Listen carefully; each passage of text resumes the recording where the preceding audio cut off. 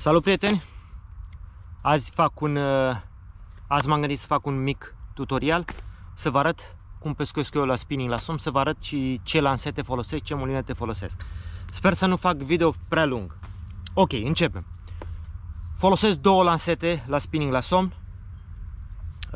Una e făcută custom, e vorba despre o Xoga Takadum Taka G66. Are e dată până în 300 de grame, un max drag de 15 kg. Lucarul îi mulțumesc frumos, am făcut-o, am de vreo 5 ani, cred. E o lansetă dintr-o singură bucată, 2 metri lungime. A ieșit puțin cam grea, că am vrut să pun componente am făcut-o la dublură cu un prieten de-al meu și el și-a făcut-o la fel. Și am vrut să punem componente de rezistență, să scoatem și dopul din Dunăre. Cum am zis, e o lansetă dintr-o bucată, are acțiune extra fast, foarte rapidă, mă ajută în contră, să penetrez imediat osul din gura somnilor. Din păcate are și o parte negativă, te obosește destul de repede, e obositoare în pescuit și o pescuiesc decât în condiții, în anumite condiții, când nu știu, când să zic, când merg la sigur, când văd că somnii sunt activi sau pentru că mă obosește. Nu pot să pescuiesc multe ore cu ea, mă doare încheietura mâinii, omoplatul, spatele. Cu toate că pescuiesc de pe mal, mi-am făcut-o așa scurtă, pot să dau cu ea și din barcă fără nicio problemă. Am pe ea o mulinetă Shimano Spheros 8000 PG Power Gear cu un fir 0,41. Recomand mulineta asta, nu știu încă dacă se mai fabrică, cred că o mai găsiți nouă la vânzare, la cumpărare. Are vreo 570 de grame mulineta, un raport de recuperare mic, ceea ce e bine la somn. Wobblerul trebuie să stea cât mai mult în apă. Asta e o mulinetă care a făcut față la somn mari. De asta am și cumpărat-o. Am deja de câțiva ani. Super, e o mulinetă care duce mult de tot. Cum v-am zis, Power Pro 041 pe ea, am înaintaș textil de 1 mm. Am mai făcut două video, o să pun aici în descriere, probabil la video ăsta, cum folosesc înaintaș și ce noduri fac și ce agrafe folosesc. Bun, deci asta e heavy duty, pentru mine asta e echipamentul greu. O lansetă ce o folosesc în foarte multe video ale mele, ați văzut-o, e o lansetă care nu se mai fabrică, lungime 2,60 m, Shimano Speedmaster Silurus 260H, lungime 260, asta e din două bucăți, e lanseta mea preferată. Tot așa folosesc acum cu înaintaș textil, vreau să pescuiesc mult până la anul, o să folosesc înaintaș textil. E o lansetă finuță pe vârf, ceea ce mă ajută să pescuiesc bine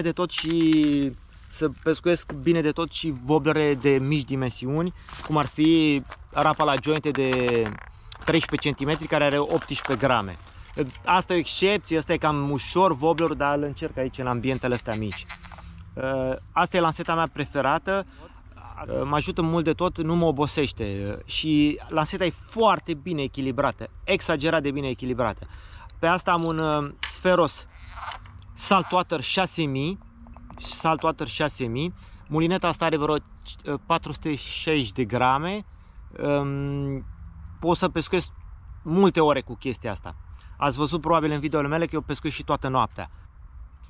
Am un Power Pro de 0,36 pe asta, e firul, am zis să pescuiesc cu un fir mai subțire, deci ăsta e combo meu mai light. Și cu asta am scos somn mari, e o lansetă care nu se mai face, o am de vreo 7-8 ani, prin 2012-2013 s-a făcut. Shimano nu știu, după anii ăia a încetat să mai facă chestii de somn pentru Europa, pentru piața europeană. E o lansetă care am căutat să o mai cumpăr și la dublură, să o am de rezervă când o voi rupe pe asta, foarte rezistență, am dat cu ea prin bolovani. Oricum, și mai am încă un combo care e așa mai, până în 65 de grame ăsta e un G-Lumis, e un G-Lumis dintr-o bucată, nu știu dacă se vede bine aici, dintr-o bucată, 2,20 m lungime, 3 pe 8, 21 pe 4 până în 60 de grame.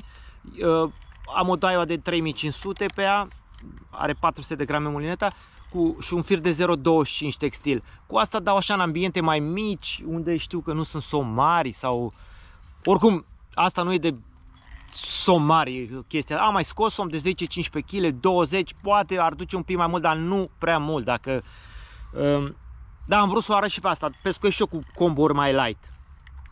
Cu toate că nu prea e corect. Recomandarea mea pentru voi,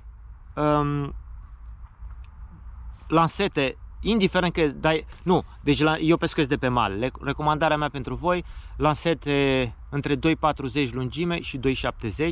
Acțiune rapidă, dar să nu fie extra fast, să nu fie exagerat de rapidă, pentru că o să vă obosească în pescuit, te ajută să ai acțiune rapidă când să penetrezi, că dacă nu ai multe rateuri, dacă lanseta nu e rapidă, ai multe rateuri când îți dă, când îți atacă somnul și te ajută să penetrezi placa osoasă din gură. Bun, 3 lansete cu care am pescuit și mi-au plăcut, 3 lansete americane, Sancroa, pentru cine îi place firma Sancroa Tidemaster Inshore de 3 oz, 3 unci. E o lansetă dintr-o bucată, din păcate, 2,40 m lungime. Credeți-mă, scoate și dopul din Dunăre lanseta asta. O altă lansetă dintr-o bucată de la G-Loomis, G-Loomis Pro Blue 844. Asta e cea mai ușoară lansetă care am găsit-o eu pentru spinning la somn, să facă față la somn mare, are vreo 220 de grame. Acum o fac și din IMX. Dacă vreți să aprofundați, intrați pe site-ul de la Loomis. Tot așa o lansetă dintr-o bucată, are 2 metri, asta are 2 metri și 10 lungime. Am pescuit o lansetă, e un pic cam rapidă, poate să te obosească, dar trebuie să dai contră bine, să penetrezi placa osoasă a somnilor. Deci, o altă lansetă e Lamy Glass Kenai King, 2,60 m lungime, din 2 bucăți. O are un prieten de-al meu, am pescuit-o. Prietenul meu a scos mult somn mare afară, peste 2 metri, a scos somn. Bun, alte lansete, foarte multe lansete din comerț. Nu mă întreba să vă zic o lansetă anume. Spre exemplu, am pescuit cu Blinker York 270.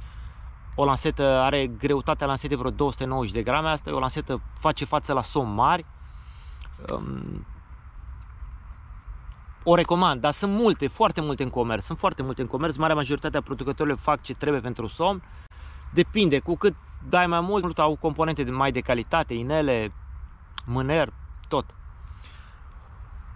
Un sfat în legătură cu lanseta de spinning la somn. Lanseta de spinning la somn, încercați, marea majoritate au greutatea lansetei între 250 și 300 de grame. Sunt lansete și peste 300 de grame. Încercați să găsiți o lansetă de spinning la somn până în 300 de grame, să nu fie mai grea de 300 de grame. De ce? O să vă obosească foarte rău în pescuit și nu o să puteți pescui multe ore. E foarte important. Încercați să vă faceți așa un maxim de 300 de grame. Uitați-vă pe site când cumpărați să fie 300 de grame. Lanseta de spinning la somn, căutați-o să aibă o acțiune între, să zicem, 120 de grame, 150 de grame și să fie ușoară și puternică. Deci trebuie, nu știu, căutate chestiile astea, ușoară și puternică. Lungime între 2,40 și 2,70. Nu sfătuiesc pe nimeni să-și cumpere lansete peste 2,70 lungime, să dea cu lansete de 3 metri. Sunt obositoare și nu reușiți să pescuiți multe ore cu ele. Da, te ajută în lansare, lansezi mai mult, clar, dar nu te ajută. V-aș sfătui să căutați până în 2,70 lungime.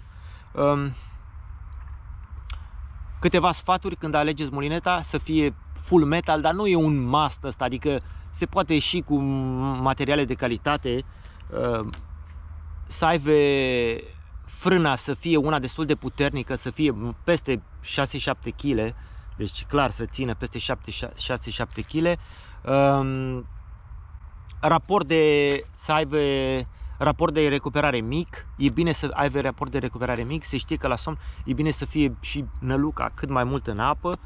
plus că e angrenajul mai puternic, cât mai ușoară posibil dacă se poate. Din păcate nu prea se găsesc mulinete sub 400 de grame, e greu, simplă în mecanism,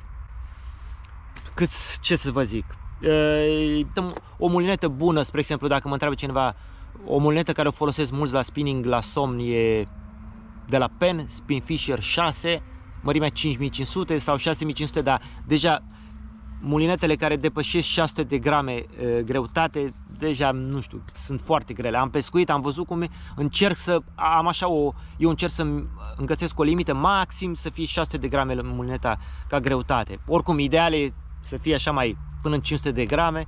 V-am zis cu ce pescuiesc eu. Sunt mulinete, căutați. Asta a fost pentru video de azi. Eu îți mulțumesc frumos pentru vizionare și ne vedem la video următor.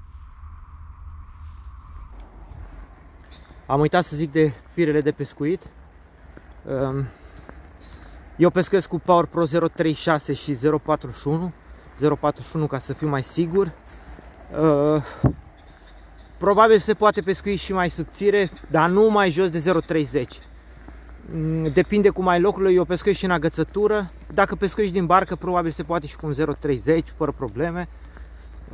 Dar de pe mal, sincer, e cu cântec. Am scos și cu un 023, un somn de vreo 60 de kg dat afară, dar aia a fost la ghici, la noroc.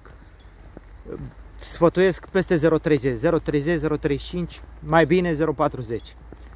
Bun. Acum hai să vă arăt cutia mea de woblere cu care pescuiesc la somn.